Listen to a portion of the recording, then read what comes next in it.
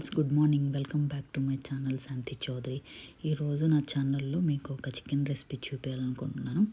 అందుకు ముందుగా ఒక ప్యాన్ తీసుకొని దాంట్లో కొంచెం ఆయిల్ వేసుకొని, అలాగే సన్నగా కట్ చేసుకున్న ఆనియన్స్ వేసుకొని వేగాక దాంట్లోకి కొంచెం ఉప్పు వేసుకున్నాను, ఎందుకంటే ఆనియన్స్ త్వరగా వేగడానికి. అలాగే దాంట్లో అల్లం వెల్లుల్లి పేస్ట్ వేసుకొని అది వేగాక కొంచెం పసుపు వేసుకొని వేయిస్తున్నాను.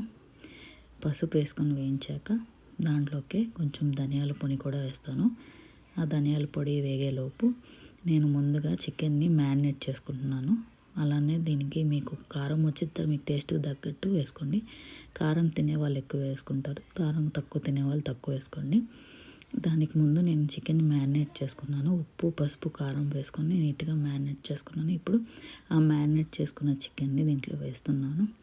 ఇది బాగా కలుపుకొని కొంచెం బాగా ఫ్రై అయ్యేంత వరకు కలుపుకొని దాంట్లోకి ఉడకడానికి తగినంత వాటర్ వేసుకొని ఉడికించుకోవాలి. అలానే దీన్ని బాగా ఒక 5 to 10 minutes ఉడకాలి.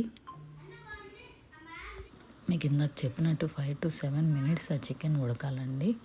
అంతలోపు నా ఛానల్ కనుక మీరు ఫస్ట్ టైం చూస్తున్నట్లయితే please like, share and subscribe to my channel. అలా 5 to 7 minutes ఉడికాక దీంట్లో చికెన్ మసాలా వేయాలి. లాస్ట్లో చికెన్ మసాలా వేసి ఇంకా ఆయిల్ పైకి తేలేంత వరకు ఉడికించుకోవాలి. నేనైతే ఇక్కడ మూత పెడుతున్నాను.